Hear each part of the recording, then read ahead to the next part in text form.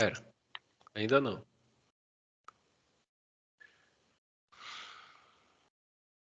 Começou, Buquim?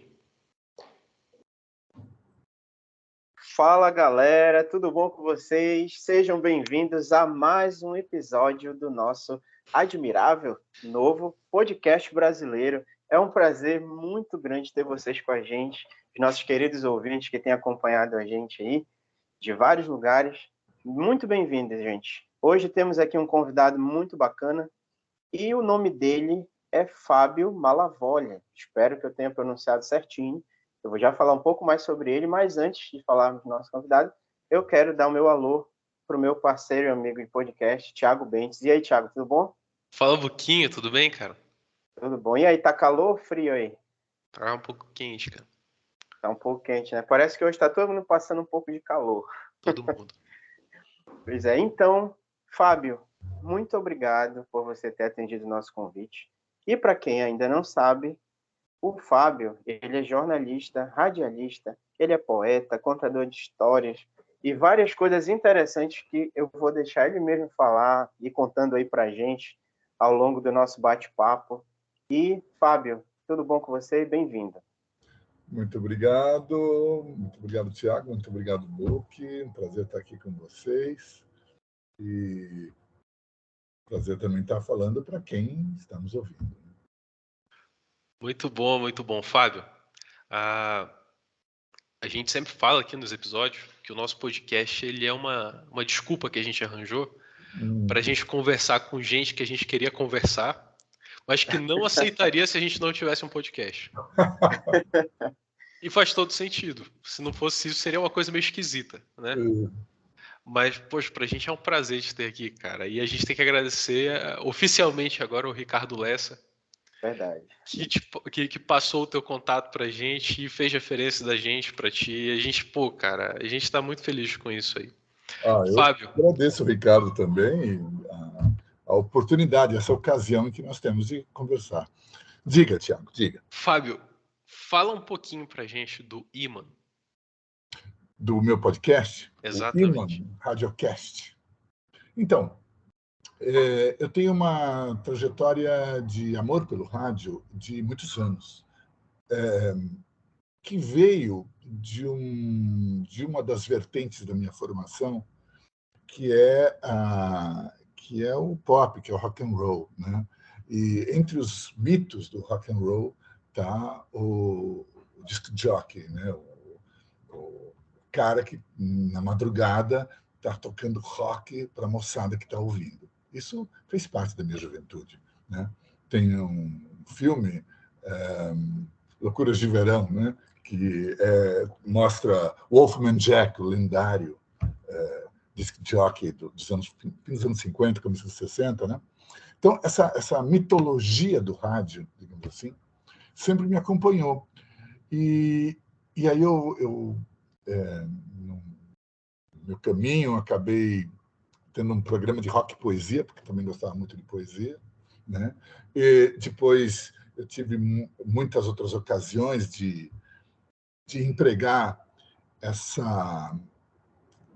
esse mistério da voz, né? De falar à distância.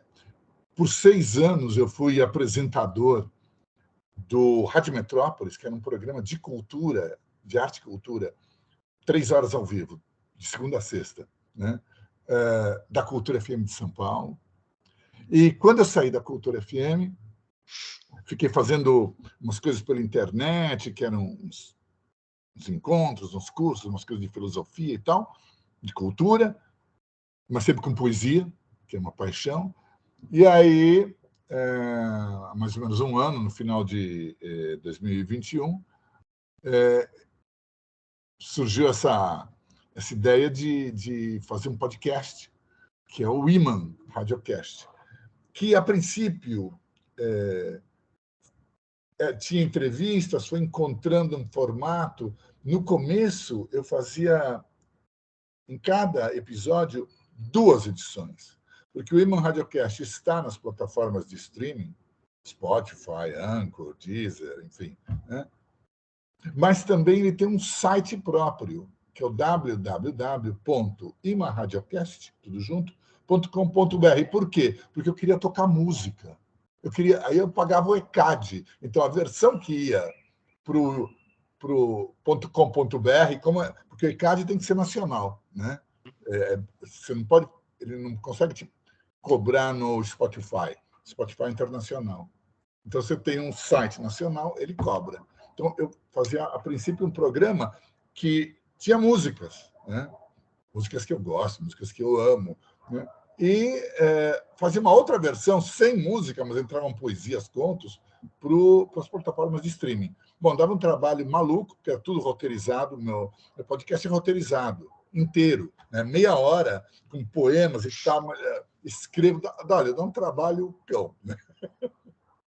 Então, e aí eu fui mudando, fui encontrando o caminho, até que se transformou efetivamente, como eu digo na introdução, geralmente, um podcast, o Iman é um podcast da mitofábula poesia, né? Então, que são os temas, né? Fábulas, contos da tradição, mitos, né? Algumas histórias curtas, assim, que eu também tenho esse lado de contador de histórias, e a poesia, que eu gosto de traduzir. Tem muitas traduções de poemas que eu já fazia na rádio, poemas de todas as épocas, e às vezes coloco uma outra coisa minha, mas em geral são poetas conhecidos, sei lá, né? Esse último tinha Fernando Pessoa, Dante Alighieri, Leopoldo Lugones, Garcilaso de la Vega, Mário Quintana, enfim, né? Então, botei um poeminha meu, mas enfim. Então, o Iman é um projeto literário e é um ensaio em linguagem de rádio, né? Então, ele tem uma linguagem. Eu falo para os radioamantes, eu falo para os doce-ouvidos, né? Ele busca uma linguagem radiopoética. Isso eu sempre procurei, desde a época que eu fazia o meu primeiro programa de rádio foi na Rádio USP, era o Radiolábios, que era de rock e de poesia, né? Então, eu sempre procurei encontrar essa linguagem, né, em que porque a poesia ela nasce do oral, do falado, né? Isso está no DNA ancestral da poesia. É isso, Iman. Eu convido todos a ouvirem, claro. Aliás, ouçam no site, porque tem uma vantagem de ouvir no site, que é o seguinte: você entra lá no www.imaradiocast.com.br e, além de você ouvir o episódio, cada episódio, nesse site, tem também um blog, aonde estão os poemas que são apresentados. E quando são poemas estrangeiros, vem o original e a tradução. Então, às vezes, ouvindo, você quer ouvir uma coisa, entender melhor, né, um poema, então você vai lá e lê, pode ler. E, Fábio, e tu falaste aí algumas coisas interessantes, e dentre elas a questão musical. Como é que funciona essa questão musical dentro do Iman aí? Que tu falaste que teve uma hora que tu falaste assim, as minhas músicas, as músicas que eu gosto e tal. Como é que tu lida com esse teu lado de musicalidade aí, fazendo essa parceria aí com a palavra? Bom, o que me orienta sempre, né, na verdade, a poesia que existe nas coisas, né? Desde eu sou filho da minha geração, então eu gostei de rock, gostei de música pop, mas depois gostei de jazz. Os 6 anos que eu tive na Cultura FM eram músicas clássicas e às vezes jazz, né? Não tenho nenhum preconceito nesse sentido, né? Gosto de músicas brasileiras. Então, do que eu gosto, né? Algumas coisas são coisas de poesia mesmo, porque alguns dos compositores brasileiros são grandes poetas, né? Uhum. Então, ela morreu esse ano, Vaca Profana, né, do Caetano, cantado pela Gal, né? Aquilo ali é poesia, né? Aquilo é poesia pura, cara. Aquilo é poesia, né? ou algumas coisas do Gil, maravilhosas, né? Mas também o tema de Peter Gunn, que era uma série de TV dirigida pelo Blake Edwards, né? O cara que depois foi dirigir a Noviça Rebelde, e que é um tema do Henry Mancini.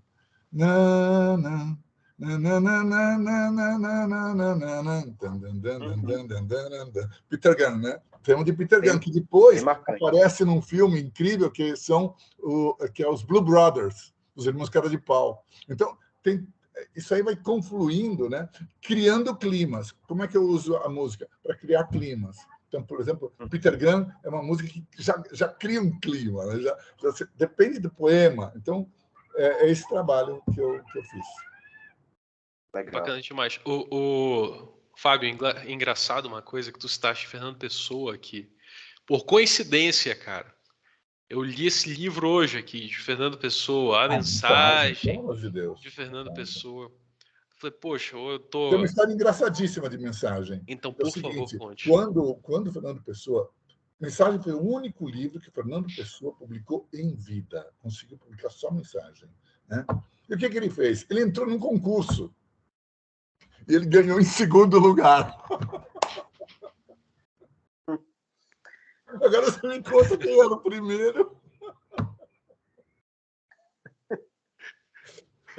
Muito bom. Você sabe que o Fernando Pessoa dizia assim, olha, um gênio menor ganha problemas, alguma coisa assim. Um gênio maior ganha perseguição. Um Deus ganha crucificação. Então, um gênio como Fernando Pessoa é muito difícil para uma pessoa como essa. A vida é difícil. Foi difícil para ele. É uma vida difícil, é uma vida difícil. Com certeza eu não sei como é essa vida, mas é uma vida difícil. Eu tenho certeza que é. Tu citaste também o Loucuras de Verão. O filme Loucuras de Verão. Sim, sim. Uma curiosidade sobre esse filme, Book, é que esse filme é dirigido pelo George Lucas, cara. Um dos primeiros. É de 73 Cara, essa eu não sabia. esse filme. É de 73 esse filme. Mas eu acho que... É uma noite de verão na Califórnia, ao som do rock dos anos 50, no fim dos anos 50. É incrível. É uma curiosidade bem grande essa, o fato de que o George Lucas ele dirigiu outros filmes antes, inclusive outros filmes que não foram Star Wars. Sim, sim. Eu acho isso muito bacana. E é muito legal. E é o primeiro filme que aparece o Harrison Ford com um certo destaque. No final, naquela corrida de carros que tem no final, não sei se você se lembra, o cara que aparece, o bacanão num carro que vai desafiar o mocinho, é o Harrison Ford. É mesmo? É muito novo, pode dar uma olhada lá. Filmes que eu assisti quando eu era moleque, quando eu era garoto, eu vou ter que assumir que eu não lembro os atores. Mas ocasionalmente eu lembro de diretores e lembro de um personagem ou outro. Mas é interessante isso, que eu lembro muito corriqueiramente, muito comumente eu lembro dos diretores desses filmes e de alguns títulos, assim. Principalmente títulos que envolvem alguma coisa de verão ou filmes que são sobre jovens fazendo... São coisas que eu sonhava em viver quando eu era mais novo, sabe? Eu dizia, caramba, será que quando eu ficar mais velho vai ser assim? Eu cresci em Belém, Pior que eles criam toda uma atmosfera, né? Pior que esses filmes criam toda uma atmosfera. Você sabe que eu, ao contrário, o que eu me lembro são de cenas. Tem cenas que eu lembro, assim, que posso contar. Cena final de Blade Runner, com Harrison Ford também, né? Quando ele fica pendurado no prédio e o androide salva ele, coloca ele na frente dele e diz: eu vi os raios gama atravessando as estrelas, as guerras espaciais, tudo isso vai desaparecer. Ele diz, como lágrimas na chuva. Isso é poesia. Isso é poesia. Vai desaparecer como lágrimas na chuva. E aí ele diz, hora de morrer, porque chegou, é o último minuto da vida programada daquele androide. É linda essa cena. É uma das grandes cenas do cinema americano. É linda, é linda. Eu assisti esse filme, inclusive, ano retrasado, cara, pela primeira vez. Ah, é maravilhoso, né? Para poder assistir o 2049 depois. Eu acho que é 2049, né? O antigo é muito melhor, muito melhor. Ah, é verdade. Fala, Buquinho. O Book é formado em música. Então, se for para falar de música, o Book é o cara ideal. E se Muito for para bom. falar de filme antigo, o Book é um cara quase ideal. Porque ele é Quase ideal ideal. mesmo para falar de música. É, quase ideal. Não, Aprendi muito com o falando Book. aí dessa questão dessas cenas aí e tal, eu não consigo, assim como tu falaste aí, imaginar elas com esses aspectos, eu não consigo deixar de imaginar essas cenas também com as trilhas, né? As trilhas musicais. Claro. E é interessante que a gente tem a trilha sonora e a trilha musical, né? Que a trilha sonora engloba tudo, né? Todos os ruídos, os efeitos e tal, e a trilha musical fecha o escopo ali das coisas. E esse filme aí, com Harrison Ford, essa cena do Android, né, e tal, ele tem uma atmosfera muito interessante, que tem um efeito, que dá um efeito bem tchan, que é da trilha, né? Que foi feita por um dos grandes compositores de trilha aí, que, se não me falha a memória, não estiver equivocado, foi o Vangelis ou Vangelis. Foi Evangelis. Pois é. Que parece que ele morreu ano passado, se eu não estiver enganado. Foi, né? E ele também, eu acho que ele é muito mais conhecido pela trilha Carruagem de Fogo e A Missão, né? Com Robert De Niro. Bom, a missão a missão não é o Evangelis, a missão é o italiano. É verdade. Não é o. Maravilhosa a trilha da missão. Ennio. Maravilhosa. Isso, É o Ennio é o Morricone. Ennio Morricone, né? Ennio Morricone. Isso, Ennio Ennio Morricone. Morricone. Exato. Muito. E, cara, esses dois aí, eles têm, assim, um Tem alguns arcabouço filmes fantástico. que se sustentam na trilha sonora. Nós estávamos falando agora dos Irmãos Cara de Pau, Blue Brothers, que é um compêndio de momentos memoráveis, né? De música jovem, mas incrível. É maravilhoso.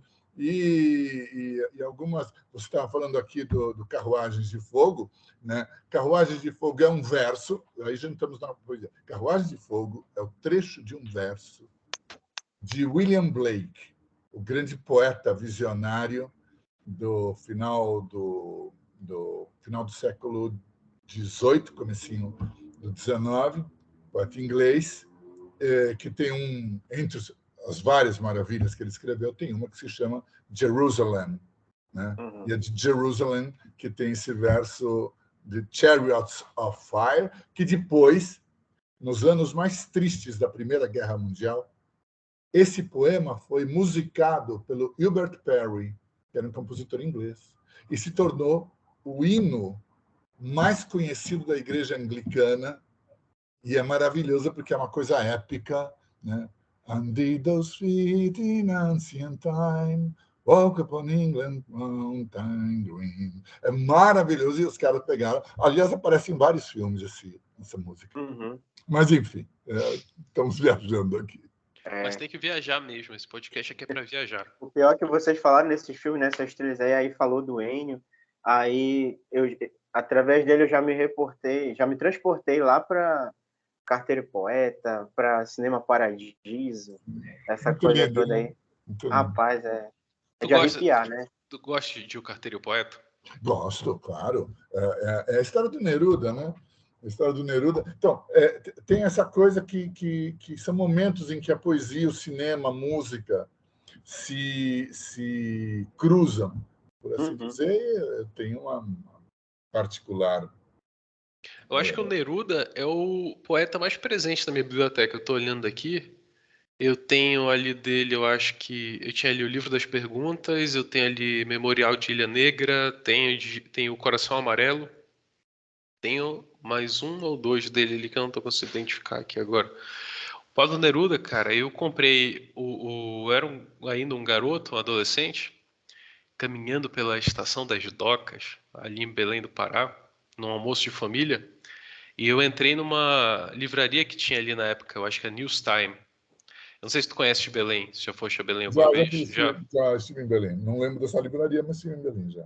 E aí eu entrei lá e era um almoço de família, eu tava lá com meu pai, com minha mãe, meus irmãos também, mas eu lembro que entrei lá com meu pai e eu vi esse livro, cara.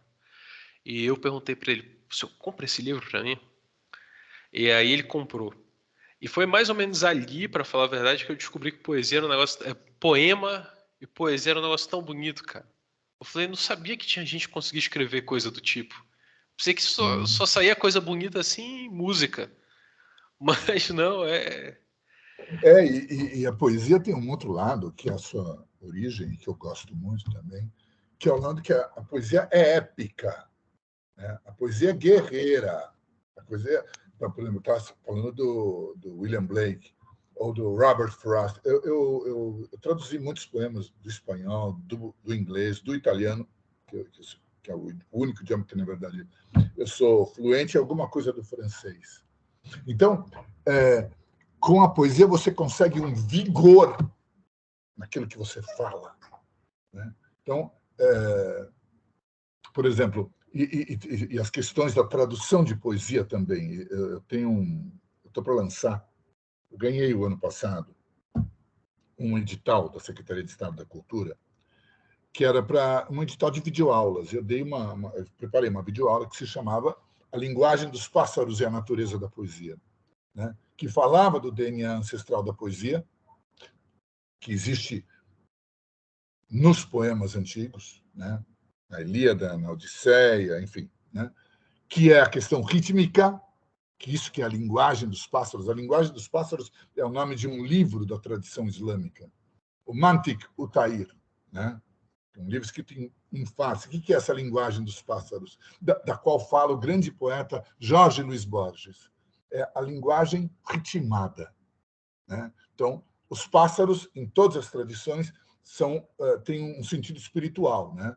Na antiga Roma, você tem os auspícios. A palavra vem de avis spicere, ou seja, olhar as aves. Então, é o auspício, né? E você tem na tradição indígena, você tem na tradição viking, Odin, o deus dos vikings, tem dois corvos, né? Enfim, né? Todos estão sempre ligados à profecia, estão sempre ligados à poesia, os pássaros. Então, partindo disso, eu recordei dessa linguagem ritmada, que é a linguagem dos pássaros, e como isso se aplica, por exemplo, na tradução de poesia. Então, você pega um poeta norte-americano, Robert Frost, que aparece num filme do Coppola, maravilhoso, chamado Vida Sem Rumo, né? The Outsiders, né? Aparece esse poema do Coppola, do Coppola não, do Frost, e o Frost diz, é um poema famosíssimo dele, que se chama Nothing Gold Can Stay. Nothing Gold Can Stay quer dizer nada que é ouro pode permanecer, né? E o poema vai dizendo assim, Nature's first green is gold. Her hardly lifts a flower, but only so an hour. So leaf subside to leaf, so Eden sank to grief, so down goes down today, nothing gold can stay. Aí você diz, nossa, essa música, como é que se traduz isso? Porque nature's, a primeira palavra, quer dizer na natureza. Mas se você disser na natureza, acabou a poesia. Porque nature's é trissilábico. Nature's, N-T-R. Mas quando você diz na natureza, são 5 sílabas. Então, como você vai traduzir? Então, você procura... É uma questão de para você traduzir, você também tem que ser poeta, mas aí você procura, e aí você encontra uma coisa que é poética e é forte, e você diz na terra. Porque na terra é NTR, como Nature's. E você diz, na terra o verde novo é louro, da cor do transitório ouro, que cedo em cada folha flora, mas só por uma hora. Pois folha submerge em folha, num Éden que ao luto se recolha da aurora, que ao dia desce. Nada que é dourado permanece. E aí você traduziu. Aí, para você traduzir poesia, você tem que ser poeta, senão você não traduz. Essa era a pergunta que eu ia fazer antes de tu entrares nesse tema. Mas no sentido quase profético e poético, tu respondeste aquilo que eu já ia perguntar. Porque, na verdade, o que acontece? Então, o que acontece na tradução de poesia? Que a tese que está nesse vídeo, que vai ser lançado agora, dia 3 de março, aqui em São Paulo, na Livraria 97, que é uma livraria que fica na Vila Mariana. Então, o que acontece é que, em italiano, você tem um ditado que é muito conhecido, se espalhou muito, que é tradutore traditore, né? Tradutor, traidor, né? Claro, porque quando você traduz, Você perde, é inevitável. O próprio Frost, esse poeta que eu citei, diz assim, tem uma frase dele que é nothing, que é poetry is what is lost in translation. A poesia é aquilo que se perde na tradução, né? Ele mesmo diz, né? Então, tem alguma coisa que você tem que manter, apesar de traduzir. O que é essa coisa? É esse ritmo, é essa música, essa cadência, essa batida, né? Então, você tem, quando você procura isso, guiado por uma bússola rítmica, você pode chegar a uma nova concepção. E você diz assim, em vez de você dizer tradutore, traditore, você diz tradutore, trovatore, porque você encontra a solução dessa charada rítmica. E trovatore é parecido com trovador, que é o poeta. Coisa bonita É uma demais. brincadeira, na verdade. Sim, mas é bonito demais isso. Qual é hoje? Poxa, que são duas coisas agora. Não sei se tu vai perguntar alguma coisa, Book. Pode falar. Pode. Não, tu citou ali tu acabou de falar um termo lá, o Lost in Translation, né? Poetry is what is lost in translation. Poetry is what is lost in translation.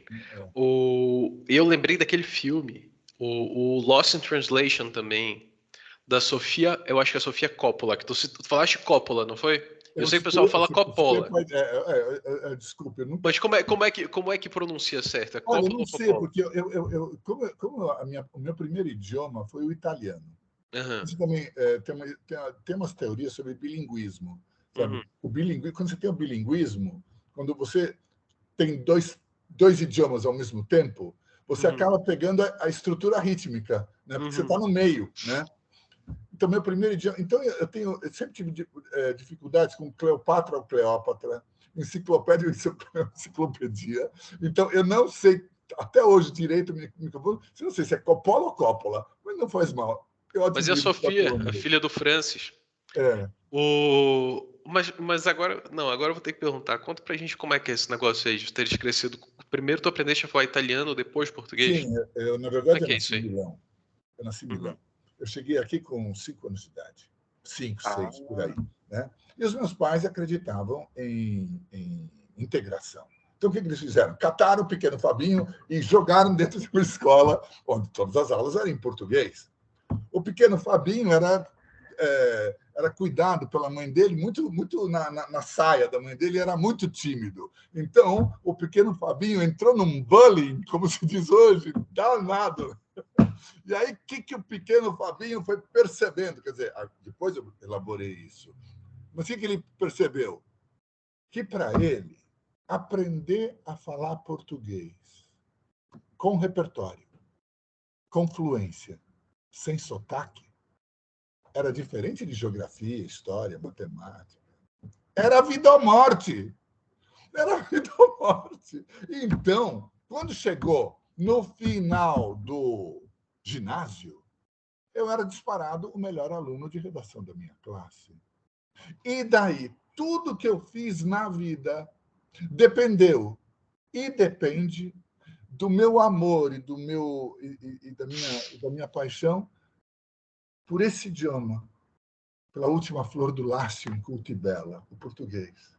Eu fui jornalista, fui radialista, eu escrevi projetos culturais, eu sou contador de histórias, tradutor, tudo tem a ver com o idioma. Então, a dificuldade virou o caminho.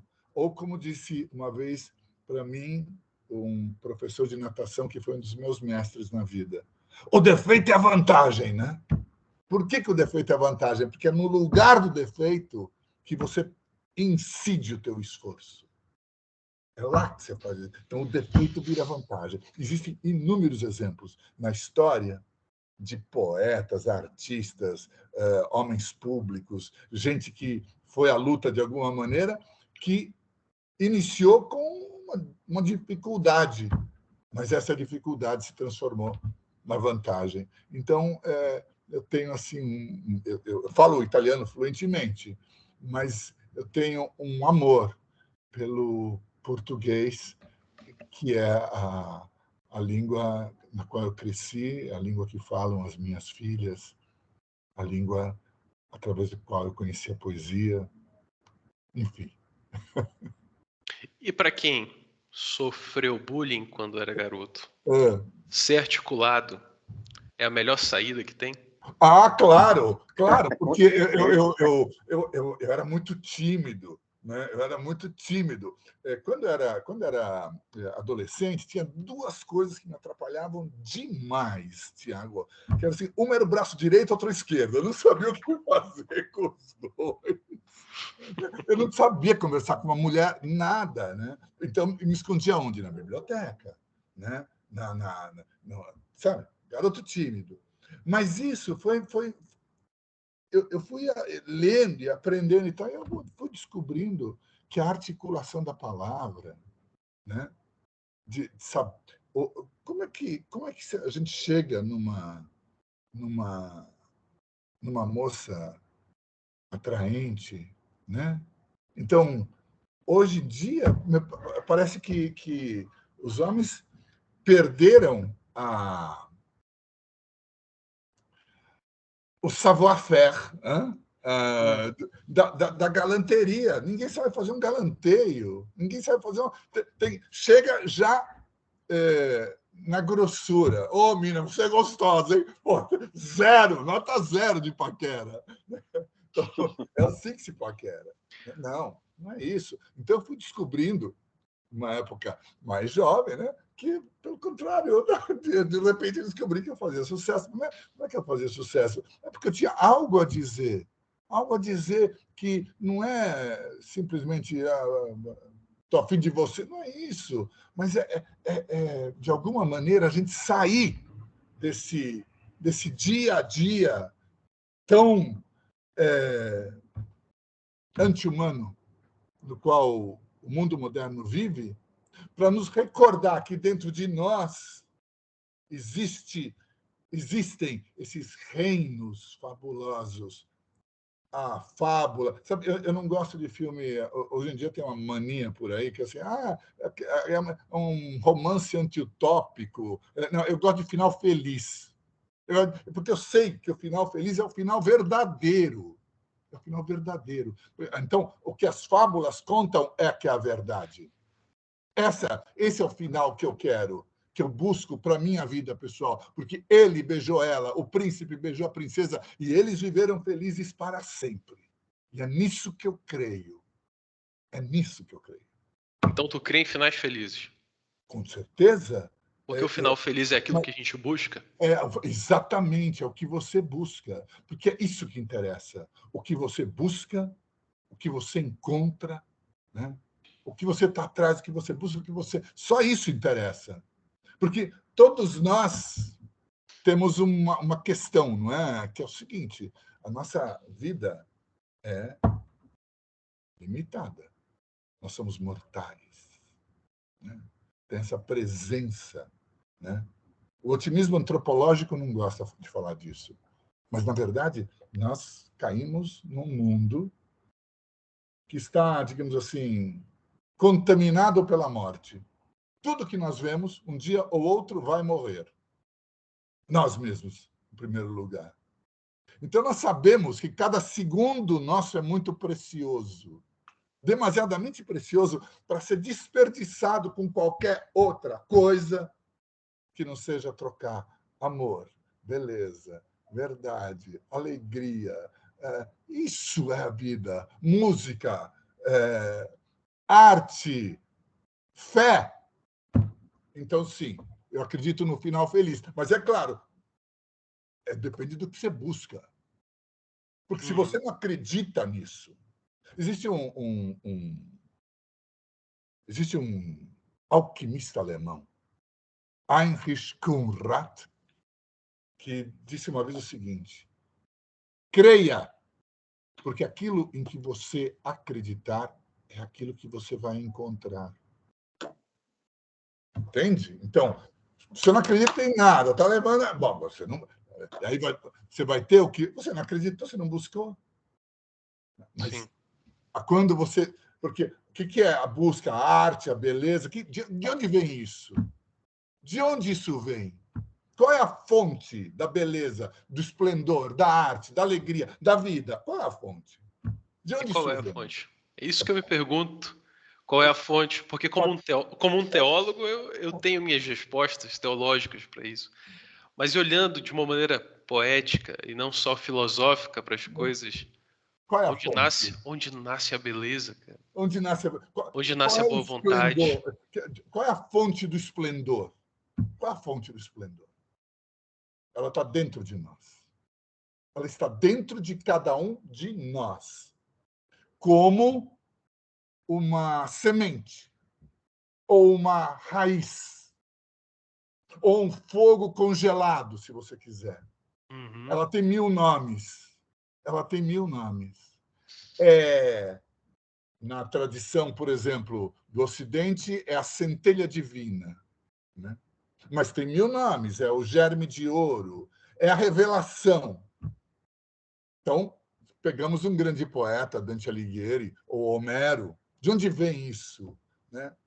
Não é uma coisa assim, por uma confusão que se faz, às vezes as pessoas dizem, a pessoa recebeu, como se fosse uma coisa, uma espécie etérea, assim, uma espécie de fantasminha que desce sobre a pessoa. Não é isso.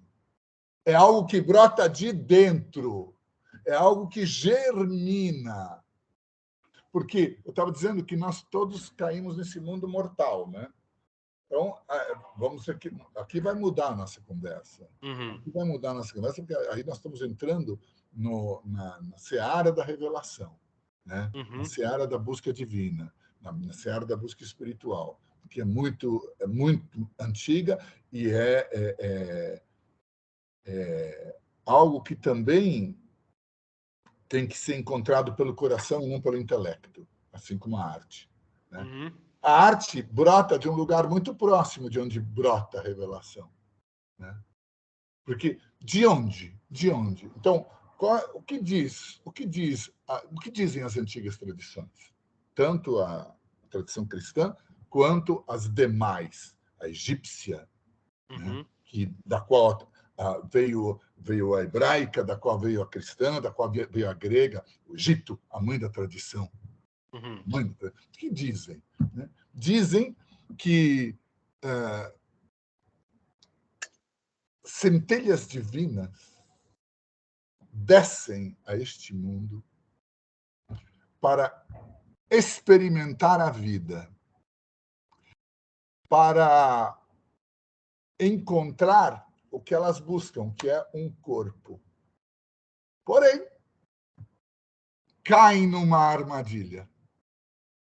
Que armadilha? Em vez de encontrar um corpo que é equivalente ao delas, a elas, ao que elas são, porque elas são imortais. Uhum. Elas nunca nasceram, nunca vão morrer. São imortais. Então, em vez de encontrar um corpo imortal, elas são enfiadas dentro de um corpo animal. Esta história é contada de muitas maneiras. Por exemplo, a queda de Adão e Eva. É uma maneira de contar essa história, né? Elas se caem num corpo animal. Outra maneira de contar essa história, a história do Minotauro, né? A rainha Pasífae, né? Esposa de Minos, se apaixona por um touro, por um animal. Ela é filha do Sol. A história é para você rir. É uma historinha. Ela é filha do Sol, ou seja, é um mundo divino. Ela se apaixona por um touro. O que nasce disso? Nasce um ser híbrido. Meio homem, meio touro. E em nós, o que acontece? Nós também somos seres híbridos. Nós temos dentro uma centelha divina e do lado de fora um corpo que morre.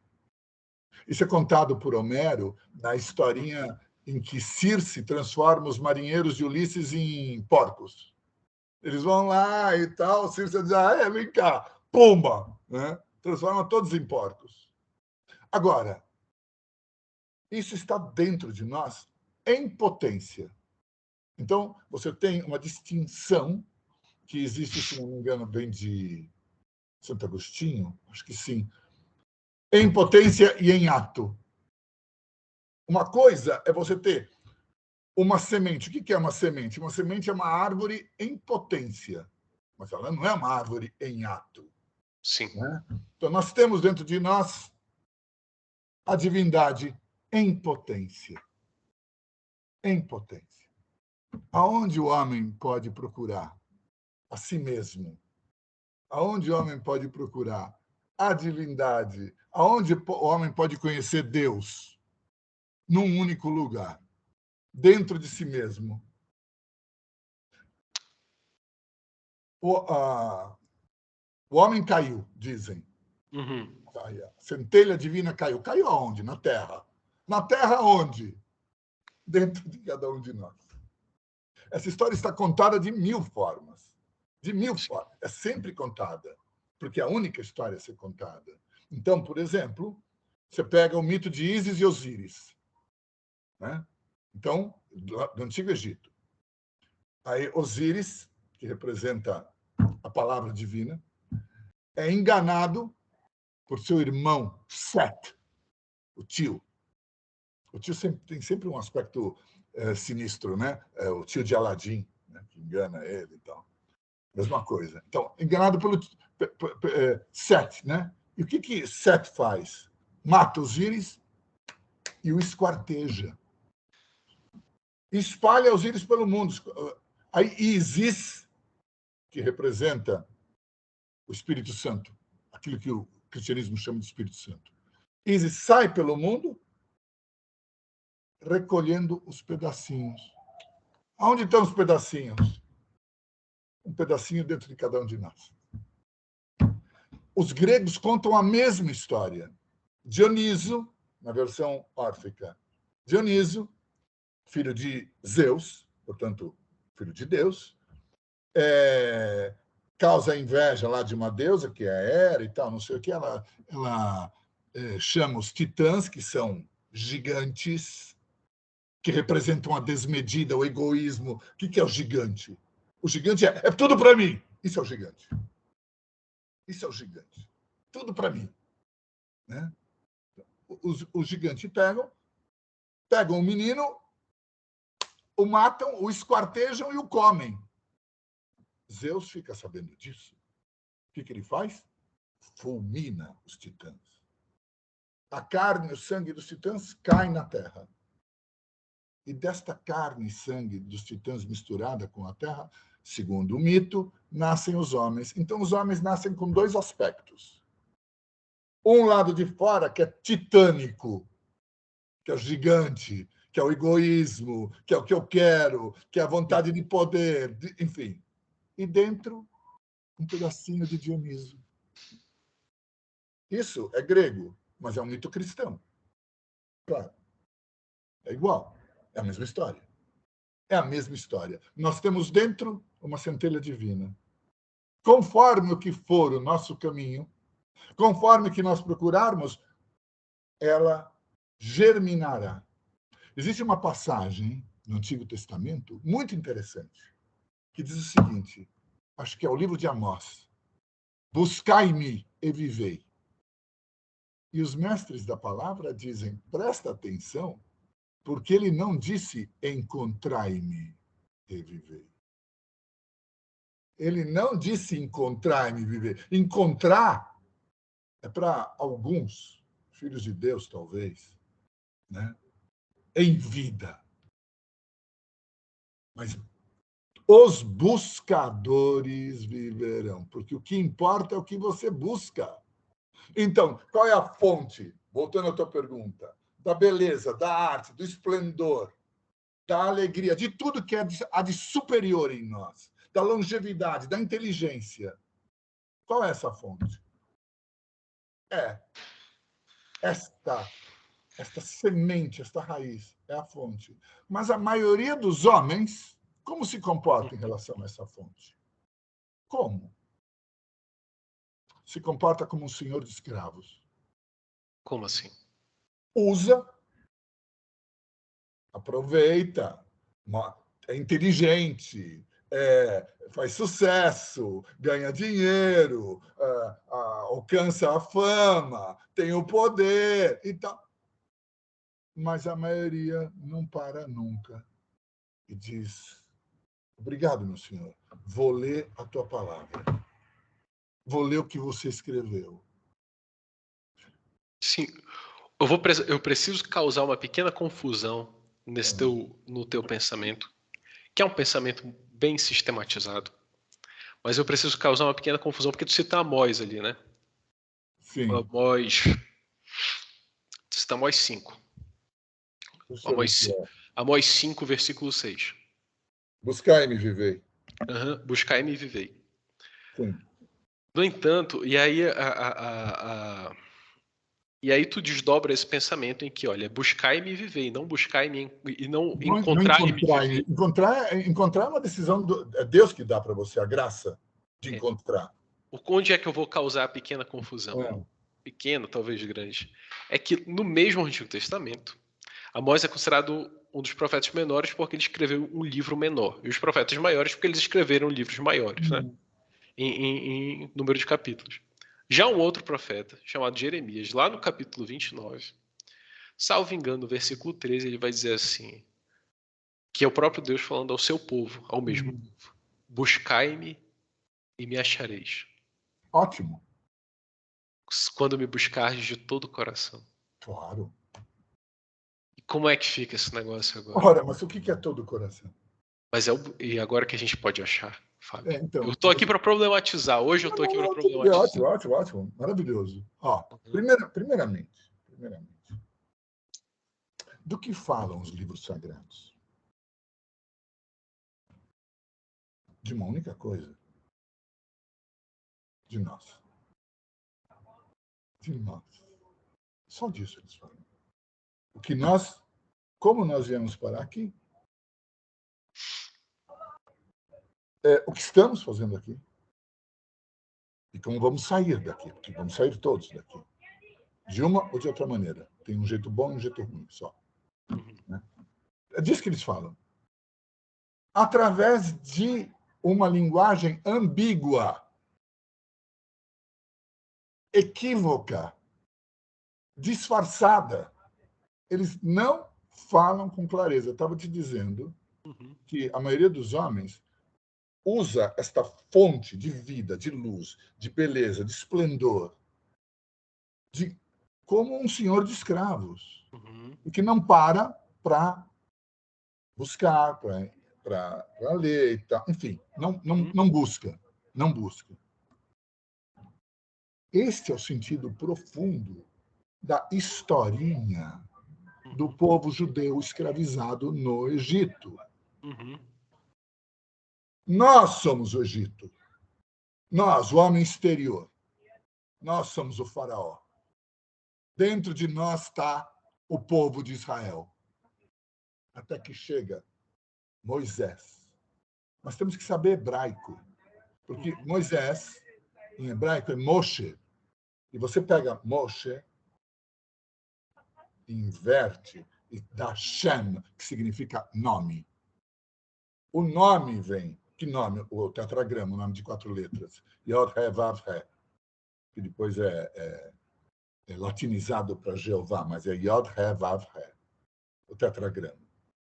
Esse é o nome. Então, eles contam uma historinha.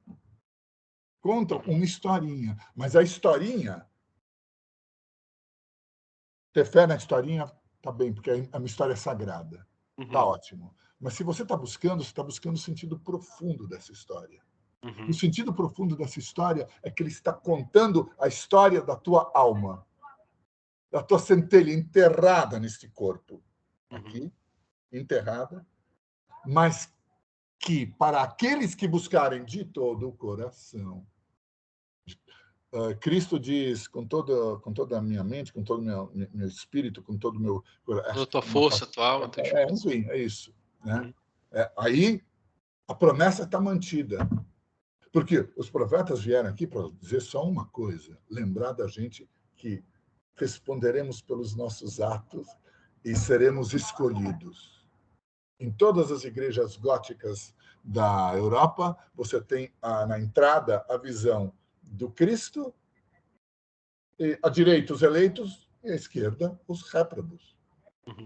Então, voltando àquela história, quem procurará de todo o coração, acreditando nisso, a promessa é o seguinte: ou você encontra em vida, recebe a bênção, a graça em vida.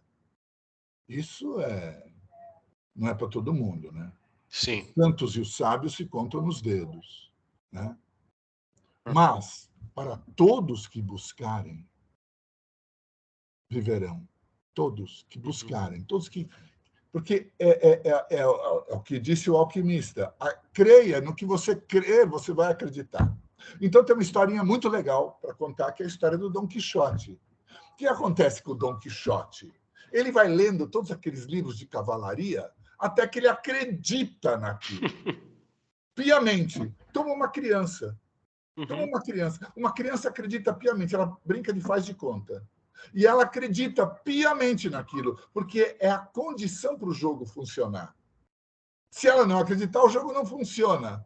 E nós estamos todos num grande jogo.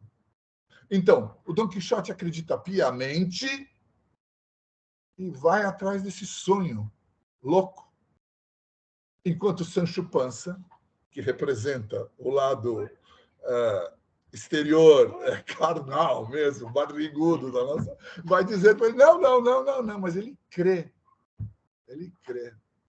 A história do Dom Quixote é muito mais profunda do que se imagina. Muito mais.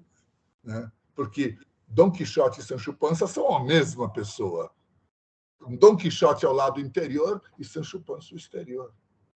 Dom Quixote representa isso. Então, de certa maneira, para seguirmos nesse caminho da poesia, da arte, finalmente da revelação, nós temos que estar, de alguma maneira, divorciados desse mundo, separados desse mundo, né? E somos considerados loucos. Você é um louco porque você está atrás de uma quimera. Não é um gigante, é um moinho de vento, você não está vendo? Pois eu te digo que é um gigante. Pois há de ser, talvez. Fábio, você vai ter que me entusiasmo. Eu fico entusiasmado e vou falando. Não sei. Mas eu acho que tá certo. E eu acho que aqui é o lugar certo para se entusiasmar e falar à vontade. Principalmente porque é o que a gente quer ouvir. Quem a gente convida é quem a gente quer ouvir. Né? E não é diferente contigo. Mas tu vai ter que me permitir uma discordância. Uma breve, porém profunda discordância. É que eu tenho uma visão bem diferente, eu acredito que o Book também concorda comigo, a gente tem uma visão bem diferente sobre a questão dos livros revelações, ou dos livros religiosos, particularmente sobre a Bíblia, né? Eu tenho uma visão bem diferente que, por exemplo, o Antigo Testamento e o Novo Testamento, todo esse compêndio canônico que a gente tem, bíblico, ele não conta a nossa história, a gente faz parte daquela história, e aquela história, na minha visão, ela fala sobre Jesus. Na verdade, Jesus é o personagem principal de Gênesis e Apocalipse daquele texto. E eu acho que a gente faz parte de uma história que está apontando para uma glorificação de Cristo, de Jesus, desde Gênesis e Apocalipse. Inclusive, se porventura te interessares a saber mais disso, a gente está pregando uma série de exposições bíblicas aqui na igreja a qual eu congrego, que, por curiosidade, eu também sou pastor dela, né? E na que a gente está pregando se chama até a única esperança, onde a gente está indo lá de Gênesis até o fim do Antigo Testamento, falando de Jesus, cara, e como Jesus está sendo revelado e como ele é o ponto principal ali na antiga aliança, e também, consequentemente, a gente consegue ler isso a partir da nova aliança. Então, se porventura tiveres interesse, vai ser o maior prazer compartilhar contigo lá, apesar de que eu não me estresso de ouvir, inclusive com muito entusiasmo, quando alguém vem e me apresenta uma visão tão sistematizada daquilo que crê, né? Eu não me estresso nem um pouco, porque eu acho que o mundo só se conhece ouvindo o que o mundo fala, o que a gente que está no mundo tem a dizer também, sabe? Eu acho que muito da poesia também está nisso, apesar de que eu discordo de muita coisa, e tu também vai discordar de mim de muita coisa, muito da poesia está nisso, sabe? E eu tô com uma pergunta aqui, na verdade, que eu tô com uma pergunta aqui para ti, cara, já deixa um pouco mais cedo, e agora vou ter que fazer uma mudança brusca do assunto, e se tu quiser a gente retorna para esse assunto. como é que é hoje esse cenário da poesia brasileira? Porque, para ouvir, por exemplo, ouvir o teu podcast, como eu ouvi teu podcast algumas vezes, e ouvir teu podcast é um resgate da poesia que a gente conhece nas formas das formas mais populares, das formas mais clássicas, sabe? Mas e como é que está o cenário hoje? Quem são os nossos poetas de hoje? Por que não surgem mais os grandes nomes hoje como surgiam antes, Fábio? E por que isso também me incomoda tanto, o fato de que eu não estou ouvindo falar dos novos grandes poetas? Eu só ouço dos antigos e de repente algum que a Globo quer fazer que a gente goste. A poesia não é imune, digamos assim, às condições do nosso mundo. Então, vamos resgatar um pouquinho o que era a poesia ancestralmente, né?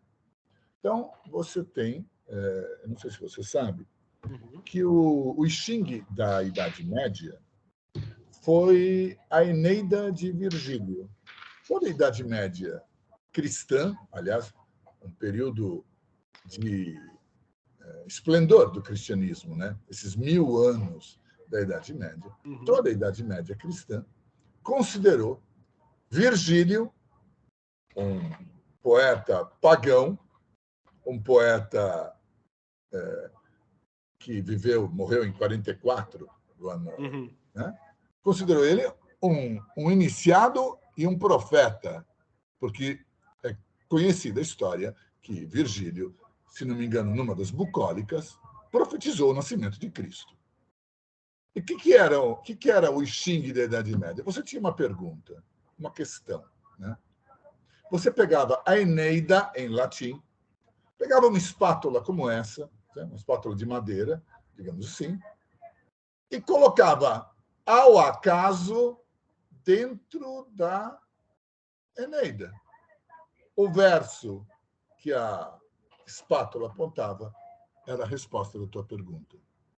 Isso não tem novidade nenhuma, porque os livros considerados inspirados podem ser usados como oráculos. Você pode fazer isso com a Bíblia, com o Corão, com a Torá. Você pergunta, né?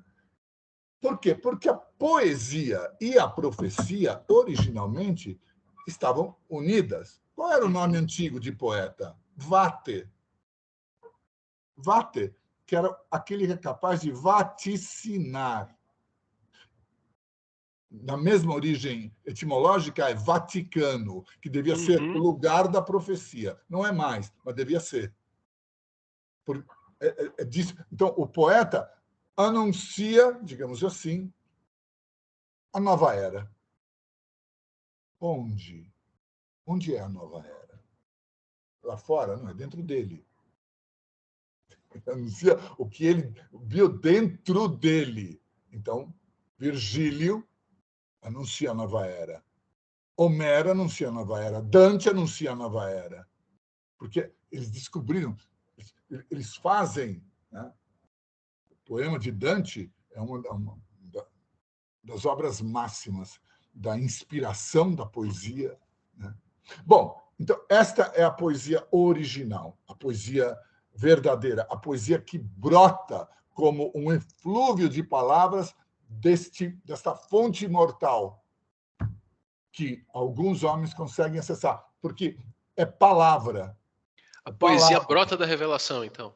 A poesia brota da fonte imortal, porque eu estava dizendo agora há pouco para você que nós caímos dentro de um corpo animal. Nossas almas caíram dentro de um corpo animal. Mas, porque, de fato, se você for olhar as semelhanças que nós temos com animais, são inúmeras. Nós comemos como animais, reproduzimos como animais, defecamos como animais, mas existe uma coisa em nós que não é animal, que é a palavra. A palavra é como se fosse o sintoma exterior de alguma coisa dentro de nós que não é animal, porque é sobrenatural. Tanto assim que é costumeiro, em muitas tradições religiosas, chamar os próprios livros sagrados, como é que eles chamam? Dizem, a palavra. Eles falam isso. Porque a palavra em si tem uma potência, vem do fato que você tem um Deus dentro de você, que você tem uma centelha dentro de você. É por isso que você fala. Senão, você estaria como os demais animais, grunhindo, enfim, cacarejando. É por isso que você fala. Então, a poesia é a arte que utiliza o quê? Utiliza a palavra. Então, ela está muito próxima. Né? Muitos poetas, às vezes, sem saber, falam da realidade divina. Outro dia eu estava vendo um poema do Garcilaso de la Vega, né? Que era um poema para uma... Garcilaso de la Vega é um poeta renascentista espanhol, também soldado imperial de Carlos V, muito corajoso, morreu aos 45 anos num momento militar ali. E é um poema dele para uma dama, né? E o que é esse poema para uma dama? Ele está dizendo assim, olha, eu tô atrás de você, mas você não... Eu fico desesperado. Se eu tento recuar, eu choro, desmaio pelo que eu perdi. Se eu tento subir ao teu cume, eu vejo os que ficaram no caminho. O que me falta é o lume da esperança com que eu costumava andar pela negra região do teu ouvido, pela negra região do teu esquecimento. Bom, ele está falando para uma dama ou ele está falando para Deus? Porque se adequa a Deus. Né? Se adequa perfeitamente a Deus, a busca divina. Os neoplatônicos da Renascença costumavam disfarçar as suas buscas espirituais como linguagem de amor. Um exemplo maravilhoso é o poeta islâmico, também fundador da Ordem dos Derviches Rodopiantes, Jalaluddin Rumi. Ele tem uma história maravilhosa, simplesmente deslumbrante. Eu já contei ela na rádio, vou contar para vocês, porque essa história ilumina aonde quer que ela é contada. E é brevíssima. É a seguinte: bateu o amante à porta da sua amada. Uma voz de dentro perguntou: quem é? Ele disse: sou eu. A voz de dentro rebateu: a casa é pequena para os dois. E assim, o amante teve que voltar para o deserto. Ficou lá por 1 ano. Depois de 1 ano, ele voltou e bateu novamente na porta da sua amada. A voz perguntou: quem é? Ele disse: é você. E a porta foi aberta. Do que ele está falando? Do que ele está falando? Ele está falando, sim, de amor, mas ele está falando de uma outra coisa. Ele está falando do encontro do amante e da amada, que na versão europeia medieval é a história do cavaleiro e da dama, que é uma fábula que fala da mesma coisa. Desse encontro, dessa polaridade que deve ser reunida, daquilo que foi separado e deve ser reunido. Então, isso era a poesia antiga. Jalaluddin Rumi é considerado um poeta islâmico do século XII, contemporâneo de Dante. Então, e por quê? Não, pode falar, por favor, conclua. E aí o que acontece? Acontece que essa revelação antiga, esse mundo antigo, em que a presença da vida espiritual existia em tudo. Nós hoje estamos acostumados a viver num mundo de praticidades profanas, digamos assim. Isso era completamente desconhecido na antiguidade. A forma de uma casa, a forma de um navio, a forma de um prato, tudo era regido por um princípio espiritual. Como é que era uma casa romana antiga? Era um quadrado com as janelas voltadas para dentro, para um pátio central que tinha um eixo no meio. E esse esquema você vai encontrar entre os budistas, vai encontrar entre os islâmicos, vai encontrar em todas nas tribos norte-americanas.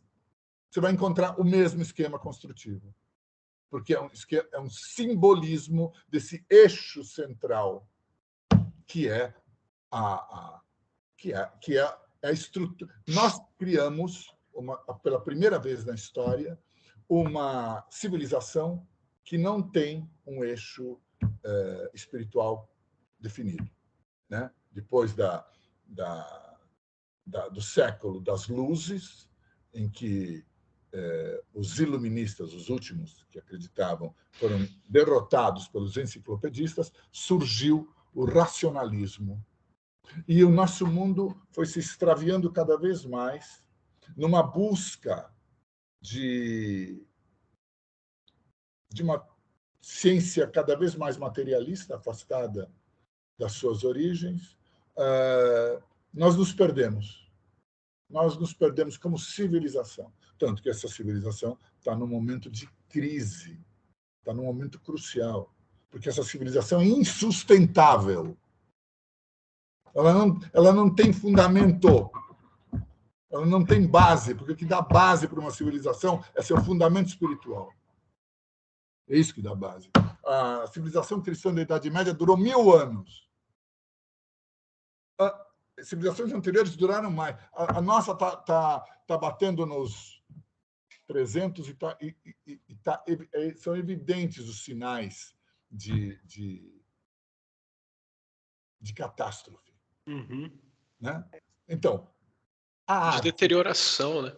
Uma deterioração, uma degeneração. A arte não ficou imune a isso. Então, muita coisa se perdeu.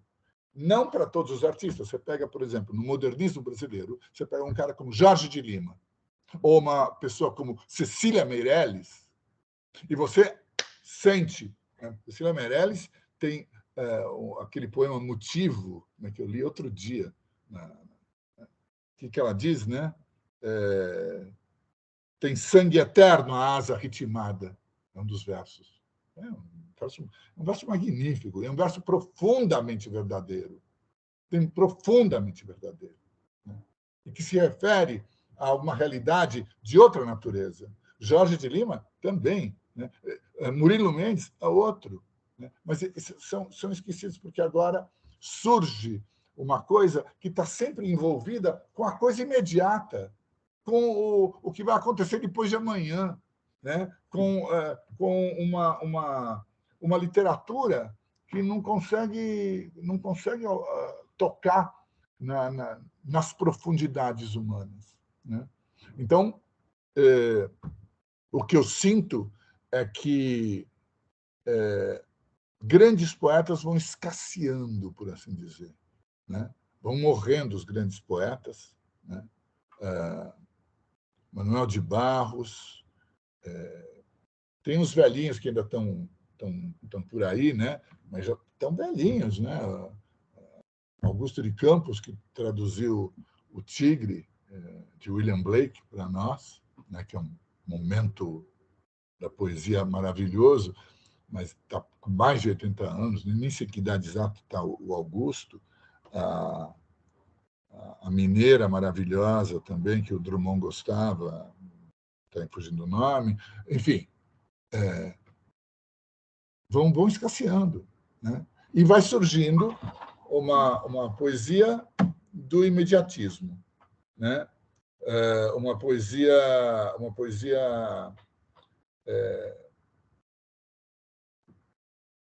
que corta, digamos assim, a sua conexão com as profundidades do homem. Isso tem muito. Tem muita arte morta. Né? Então, eu vou dar um exemplo bem claro. Em pintura. Vou dar um exemplo em pintura. Se você for numa caverna pré-histórica, você vai encontrar figuras de animais pintados nessas cavernas, os bisontes, né, Altamira, essas coisas. Né? E você vai olhar esses animais e vai ver que existem, nesses animais, traços que vão para os lugares fundamentais do animal, né? Para o coração, para os pontos cruciais, né? Por quê? Por que tem esses traços? Porque aquilo não é uma pintura. Aquilo é um feitiço de caça. Porque a origem da arte é mágica. O feitiço é assim, é um acordo que um xamã, que é um pintor, que é um artista e ao mesmo tempo é um líder espiritual daquela tribo, realiza através dessa pintura. Que acordo? O acordo é o seguinte: ele pinta um bisão com aquelas marcas ali e tal, para ele invocar o espírito da manada.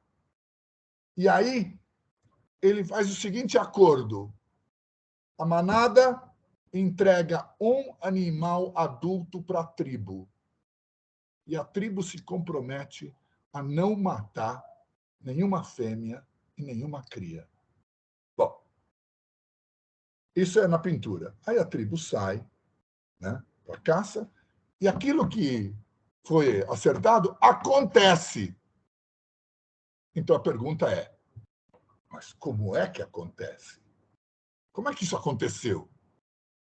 A resposta é a seguinte: isso acontece porque aquela pintura está viva. E aí vem uma outra pergunta: mas como é que a pintura está viva? Ora, você dá vida a uma obra de arte exatamente da mesma forma como você dá vida a um outro ser. Você precisa de um espasmo de amor. E é isso que é muito difícil. Fazer esse espasmo de amor que vivifica uma obra, de modo que você para na frente da Primavera de Botticelli e você não consegue sair. Você sai da sala e volta, sai da sala e volta. Eu 4 vezes. Porque aquela pintura está viva. Ela tem... Então, a arte é mágica. Quando isso acontece, você tem arte. Quando não acontece, você não tem nada. Fábio, isso daí me leva, inclusive, a outra pergunta que eu tinha anotado aqui, que tem a ver com o nosso assunto prévio e tem a ver com exatamente isso que você está falando. Mas, então, é por isso, essa seria a base da gente dizer o porquê que a poesia é, em geral, de forma geral, o formato preferido ou principal das ditas revelações? Olha, muitas revelações são em poesia, né? Os Upanishads são poesia, o Tao Te Ching é poesia, uma parte importantíssima da tradição hebraica e cristã é poesia, o Cântico dos Cânticos é poesia, uma parte do Corão é poesia, o Mantik Utair, a linguagem dos pássaros, é poesia, né? A Ilíada e a Odisseia, que eram a Bíblia do mundo grego, são poesia. A Eneida, que era a Bíblia do mundo romano, é poesia. Então, e há mais, existem mais, né? Porque esta linguagem ritmada tinha e tem um poder operativo para aqueles que eram capazes de alcançar isto. Essa é uma coisa que nós praticamente desconhecemos. O poder operativo destas palavras. Os santos ainda conhecemos. Os sábios que operaram estas palavras não conhecemos. Olha aqui, você pega alguns livros que, existem há 2.000, 3.000, 4.000, 5.000 anos. O livro se mantém. Mais do que isso, sobre esse livro foi construída uma civilização inteira. A China inteira está construída em cima do Tao Te Ching. A Índia inteira está construída em cima dos Vedas. O Islã todo em cima do Corão. A nossa sociedade inteira em cima do Pentateuco, da Torá e do Antigo e do Novo Testamento. Bom, isso não é um livro comum. Isso não é. Há um poder nestas palavras. Isso são escrituras. E quando lemos essas escrituras, lemos a nós mesmos. Você estava falando do Cristo, né? Você falou de Jesus. Jesus Cristo. Jesus é o homem exterior, Yeshua, que dentro tinha o ungido. Como se diz ungido em grego? Christos. E como se diz ungido em hebraico? Messiá. É assim, ele tem dentro o ungido, ou seja, o ser glorificado está dentro dele. Aquilo que todos nós temos em potência, ele tinha em ato pleno, regenerado. Isto. Então, nós temos que procurar o Cristo, nós temos que procurar o próximo, nós temos que procurar o pobre. Quem é mais próximo de nós? Ama o teu próximo como a ti mesmo. Quem é mais próximo de você? É o cara ali, claro, o teu vizinho, sim. Mas mais próximo do que o teu vizinho é ele que está dentro de você. Esse é o mais próximo. O pobre, quem é o pobre? O pobre está dentro de você. Não existem janelas, só existem espelhos. O que vemos são espelhos. Então, mas a realidade é interior. É tudo dentro, não é fora. O problema com as escrituras é que nós lemos literalmente. Sim, o povo judeu foi lá no Egito. Não, não está falando. Ele não está falando disso. Ele está falando de uma história interior. E toda a escritura é assim. E você tem razão. Toda ela fala do Cristo, da criação do corpo de glória. O Gênesis não está contando dos passarinhos, das nuvenzinhas, não é isso. Ninguém precisa escrever um livro sagrado para falar que foi criado as montanhas. Aquilo ali está falando da criação do corpo de glória, da obra de regeneração do ser humano, que termina no repouso, é claro, porque quando o ser humano foi inteiramente regenerado, já não há mais nada a fazer e ele pode repousar. É finalmente domingo dentro dele. Como é que chegou a esse ponto onde simplesmente tu tem essa vivência de que a poesia, a arte e a tua visão de revelação, como é que elas estão todas mescladas? Qual foi o ponto em que isso aconteceu? Bom, eu li pela primeira vez, acho que uma adaptação da Ilíada. Eu devia ter uns 9 anos. Tinha um jornal para crianças incrível na Itália, que era o Corriere dei Piccoli. Enfim, eu comecei a ler, fui lendo e fui. Fé em Deus eu sempre tive, desde criança, porque era minha mãe, meu pai. Mesmo quando eu participei dos movimentos de esquerda, eu estava lá derrubando a ditadura e tal, mas eu rezava, entendeu? Porque, né? Porque não dava, sempre, sempre.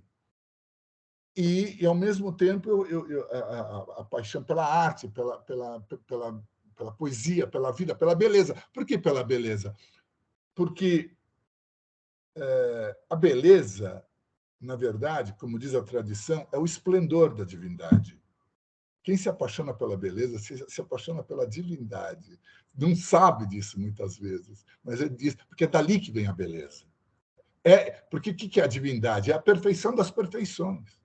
É a beleza, é o esplendor. Bom, mas eu fui indo. Aí fui entrando em buscas espirituais, abri umas portas erradas. Né? Quem está na busca abre porta errada de vez em quando. Né? Não é possível. Né? Abrir porta errada, abrir porta certa. Encontrei professores, mestres, instrutores maravilhosos, que me acompanharam por um tempo, depois morreram. Né? Eu tive um professor de natação que era a coisa do outro mundo mesmo. E nos últimos 10 anos, 12 anos, eu encontrei um livro, por acaso. Vou tentar resumir essa história. Mas pode pegar o tempo que for necessário. Não, é o seguinte. Eu vou falar de uma coisa muito delicada. Eu tomei ayahuasca por 7 anos. Tipo, 3 vezes por mês. Que é uma droga, assim, alucinógena, fortíssima. Uhum. E depois de 7 anos eu saí. Eu saí porque, na verdade, eu tinha começado a sair muitos anos antes de entrar. Por quê? Porque eu tinha um tipo de leitura sobre as tradições que, a um certo ponto, eu continuei tendo essas leituras, porque elas eram anteriores a essa experiência, que é uma experiência muito forte, mas é uma experiência basicamente psíquica. Ela parece uma experiência espiritual, mas é uma experiência psíquica. Tanto que você tem que repetir. Uhum. Porque se você recebe a graça divina, é uma visita. É uma visita. Né? Aparece e diz: alegra-te, que vai nascer. Uma vez só. Não precisa de 2. Mas ali no Daime, você vai tomando. É uma experiência muito forte, mas é psicoemocional. Bom, os livros que eu lia sobre tradição a coisa foi confluindo por um conflito. Até que, a um certo ponto, eu disse: os dois não podem estar certos. Ou é isso ou é aquilo. Com todo respeito pelas experiências, que eu aprendi muita coisa e tal, mas não dava. Então, eu, sozinho, sem apoio de ninguém, eu saí do grupo que eu estava. O que foi muito difícil. Porque essa coisa enraiza naquilo que se chama perispírito, corpo astral. Né? Uhum. Então, você é perseguido em sonhos por 1 ano. Né? Bom,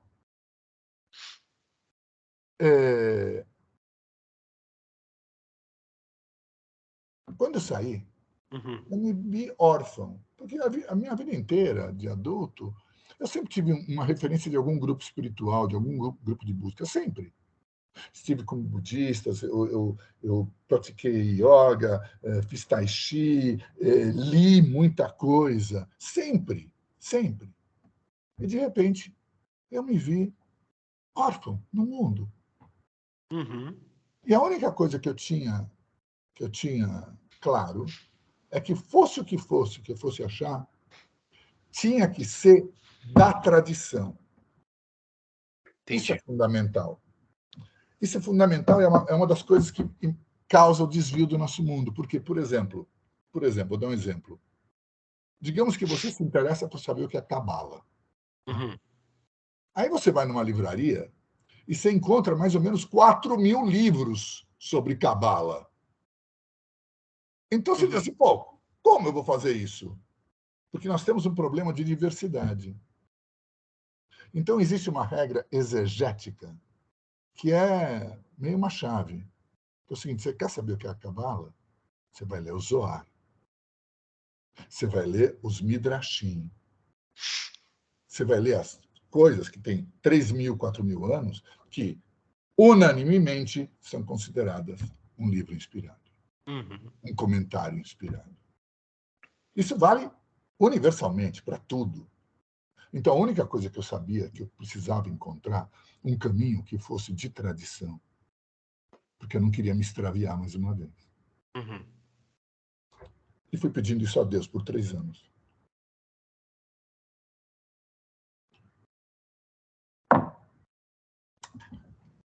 E um dia, por acaso, comentando isso numa livraria, que era uma livraria esotérica, uma pessoa disse, olha, vai aparecer um professor aí, um professor vem de Barcelona, ele vai dar uma palestra e tal. Você não quer vir? Já, tá bom. E eu fui. Quando eu sentei na frente dessa pessoa, ela tinha um livro na mão, e a primeira coisa que ela me disse foi, olha, aqui nós não cobramos nada de ninguém. Porque a graça é de graça. Não temos chefe, não temos uma organização, somos um grupo de amigos que leem juntos um livro. E a segunda coisa que ele me disse, nós não acreditamos em evolução. Deus não evolui. Ele é a perfeição desde o início. Como é que a perfeição pode evoluir? Deus foi, é e será o mesmo. Quem teve a revelação há 5.000 anos e quem teve hoje viu a mesma coisa. Por quê? É uma única coisa. Então, quando eu ouvi isso, eu disse, eu estou em casa. Porque eu tinha passado 7 anos pagando, e bem. E tinha ouvido na orelha muita coisa sobre o novo, o novo, o novo, o novo, o novo. Não é o novo. Então eu encontrei uma coisa que não é uma nova revelação. Porque os ignorantes que procurarem nesse livro uma nova revelação vão ficar decepcionados. Porque aqui eles só vão encontrar uma palavra em favor da antiga. E esse livro, que é um livro de linguagem cristã, digamos assim, foi escrito no século XX por um pintor francês que não conseguia vender os seus quadros. E ele diz exatamente a mesma coisa que dizem a Bíblia, a Torá, o Corão e os demais livros revelados, com uma linguagem nova. E nos seus capítulos, que se chamam livros, são 40, eles são abertos e fechados por citações de todas as escrituras tradicionais da humanidade. E ele é consultado com uma espátula, como essa que eu estou segurando, e colocado no meio, e se abre, e onde cai, nós lemos, aqui no livro 32, versículo 23, que é um versículo muito polêmico nos dias de hoje. O homem que caiu por causa da mulher voltará a levantar a mulher e, depois de havê-la purificado, a reconduzirá a Deus. Assim, a autoridade, o comando e a decisão agora pertencem ao homem, para que tudo seja restituído ao primeiro estado. Quando você lê isso, você imagina que ele está falando do homem e da mulher que nós conhecemos, mas a tradição escrita tem que ser acompanhada pela tradição oral, porque senão nós lemos literalmente. Porque o verdadeiro homem está dentro de nós. E a mulher também. Todos nós temos dentro um homem e uma mulher que são como a razão e a fé. A razão é feminina, a fé é masculina. A razão mata a fé não mata a razão. A fé utiliza a razão. Então, isso que ele está falando é uma outra coisa. E é assim. Esse livro é A Mensagem Reencontrada, ou O Relógio da Noite e do Dia de Deus. Porque tudo começa de noite. Essa é a nova edição que está saindo, que vai ser lançada agora no início de abril, em São Paulo, no Rio de Janeiro. E vai ser lançada em São Paulo, na Livraria da Vila, vai ser lançada no Rio de Janeiro, na Livraria da Travessa. O professor Pérez Sánchez Ferrer vem de Barcelona para apresentar. Esse homem veio por 10 anos ao Brasil, pagando a passagem, ele, do bolso dele, para falar para 200 pessoas? Não, para falar para 20. Porque isso é busca. E o Catiot fala coisas. Eu hoje li um versículo dele que será que eu encontro aqui? Vamos ver. Quando eu li, eu pensei na nossa conversa, na nossa entrevista, né? Que está no livro 1322. Será que é o 1322? Vamos ver. Tomara que seja. Tomara que seja.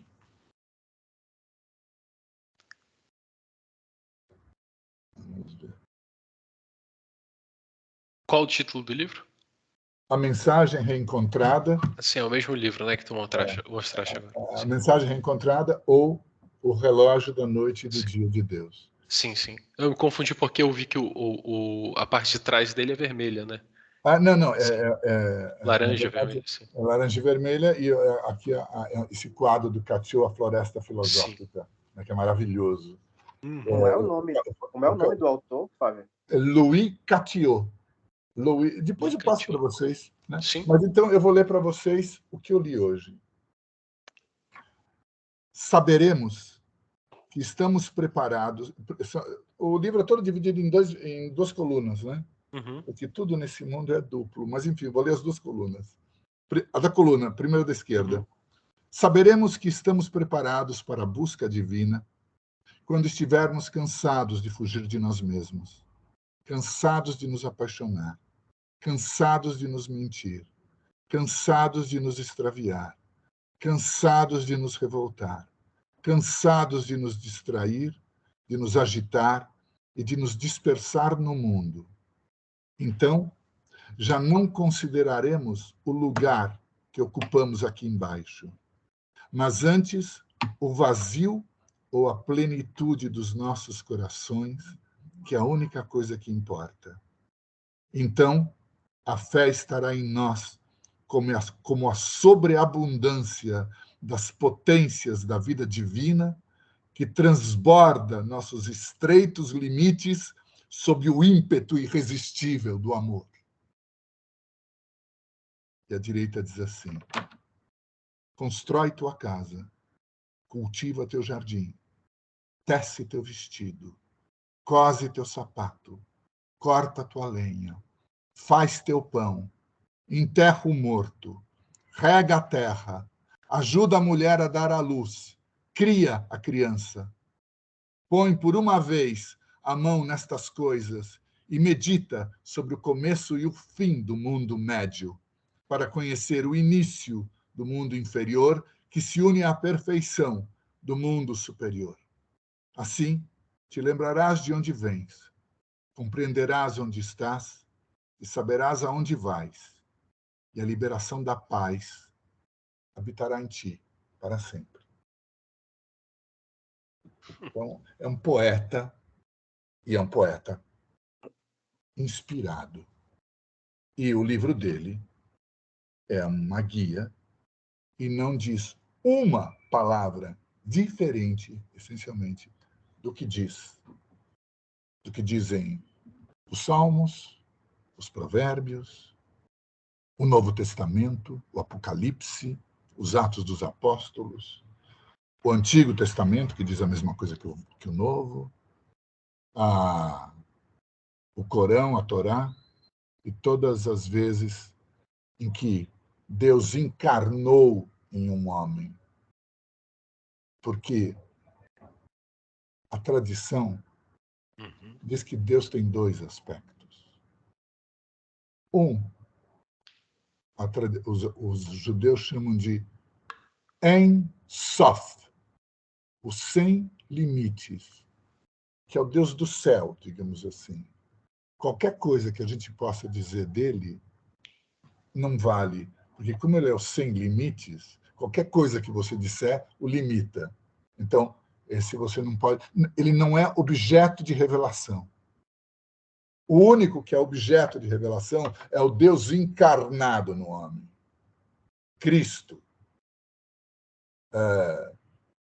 Osíris, Buda, Lao Tse, os profetas da humanidade, os pastores dos grandes rebanhos de homens.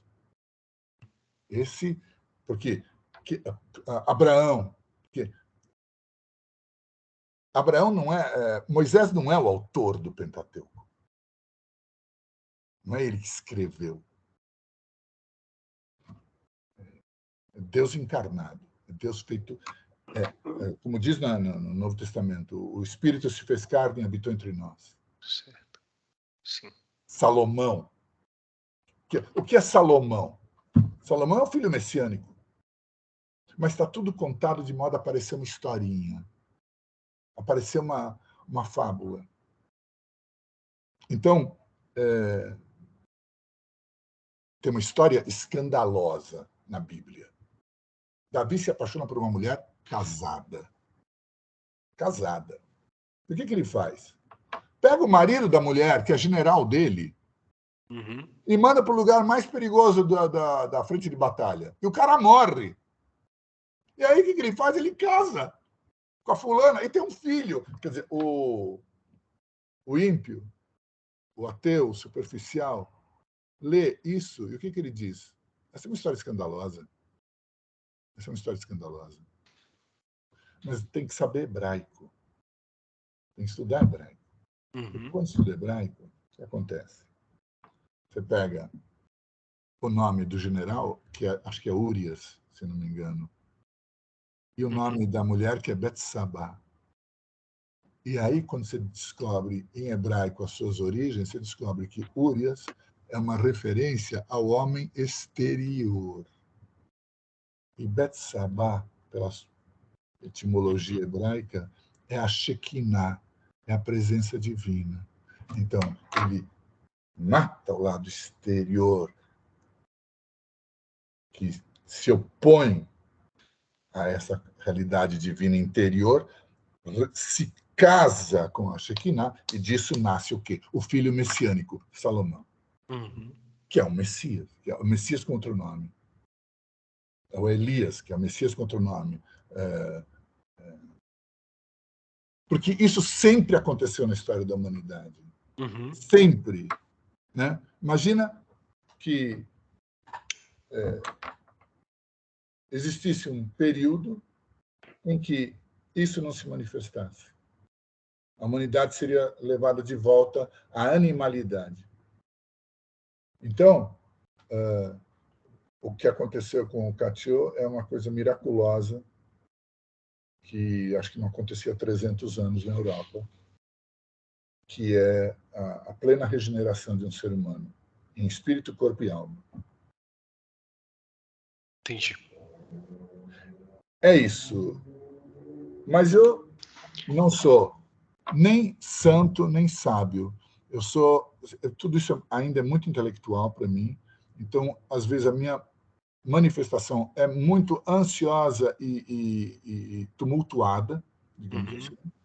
E eu tô como qualquer outra pessoa, ainda não matei o enigma, esse enigma que está na frente de todos nós, que é o enigma da morte, né? Que é o enigma. Eu estou, como todo mundo, coberto de barro, coberto de pecado, da cabeça até os pés. Mas eu tenho eu tenho a minha fé, e isso está misturado com a minha poesia, com amor pela arte. É isso. Eu não sei se eu estou sendo claro. Vamos dizer assim para quem está nos ouvindo. Aconteceu comigo uma coisa parecida com Dom Quixote. Eu fiquei louco. Então, tudo que eu falei até agora, vocês não considerem, porque, na verdade, sou um louco, entendeu? Eu sou apenas um louco. Então, eu fiquei louco, e se eu tiver que dar um curso sobre algum assunto, o único assunto que eu poderia dar um curso é como ficar louco. Se você tiver interessado em ficar louco, eu disse, sobre isso eu posso falar, porque eu fui lendo essas coisas todas na minha vida e acreditei. Mas quem não fica um pouco doido com tanta leitura? Fábio, tu pode não ser um sábio, não ser sou um com santo, certeza. pode não ser Um santo qualquer também uma dessas não. outras coisas, mas certamente é um poeta. E também é um intelectual. E também é uma conversa muito agradável. Que obrigado, muito obrigado. A gente está chegando ao fim do nosso tempo desse episódio de hoje. Tá bom. Mas a gente, obviamente, a gente sempre vai ter um momento do fechamento do book aí, mas a gente espera que depois do fechamento tu fique um pouquinho mais com a gente aqui. E, Fábio, a primeira coisa eu quero te agradecer, cara, por ter aceitado esse convite. Muito obrigado de verdade, viu? Obrigado a vocês. A hora que você vier a Santa Catarina, de repente, se vier à minha cidade, eu moro numa cidade muito pequenina, chamada Videira, tem 55 mil habitantes mais ou menos, então não é bem... É muito bom, cara. Não é bem um lugar onde as pessoas dizem assim, vou passar férias, mas é um lugar bem bacana. Se vier por aqui, pode ficar na minha casa, venha nos visitar. Mais do que só tomar um café, almoce com a gente, se hospede aqui. Se for a Belém, eu estiver em Belém, a gente se encontra lá, se não, por favor, faça uma visita ao book. Tá, bom. Então eu vou retribuir o convite, dizendo que vocês vindo a São Paulo, não deixem de me procurar. E para todo mundo que está nos ouvindo, né, no dia 12 de abril, aqui em São Paulo, na Livraria da Vila, e no dia 18 de abril, no Rio de Janeiro, na Livraria da Travessa do Shopping Leblon. Aqui em São Paulo é na Livraria da Vila da Rua Fradique Coutinho, em Pinheiros. Dia 18 de abril, na Livraria da Travessa do Shopping Leblon.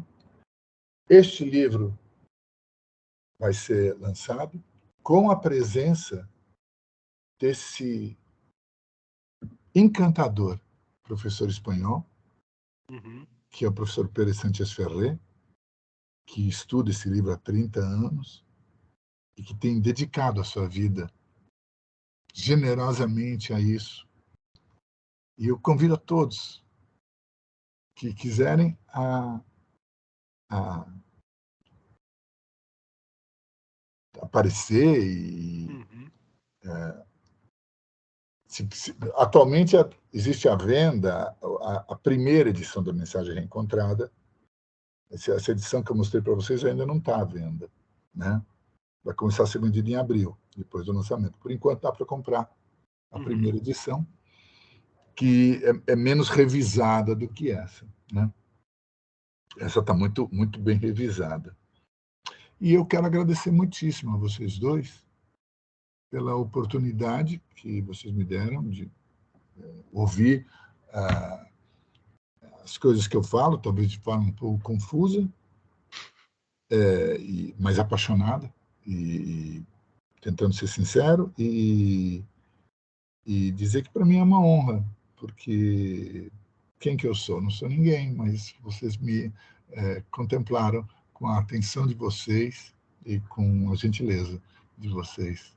Então, muito obrigado. Nós que agradecemos, não é mesmo, Book? Com certeza. Esse é o Fábio Malavolha.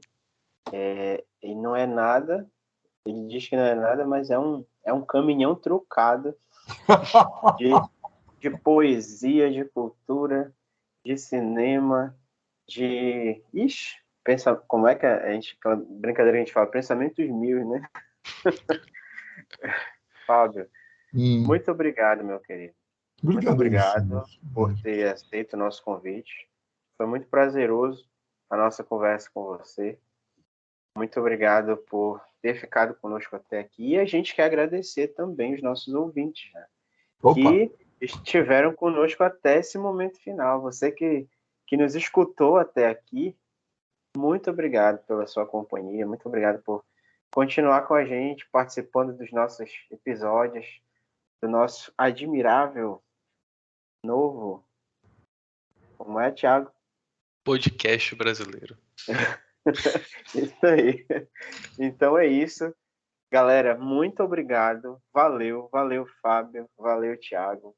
E até o nosso próximo episódio. E espero que vocês tenham gostado, assim como foi muito bacana pra gente também.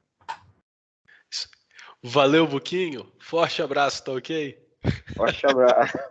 Tchau, tchau. Tchau.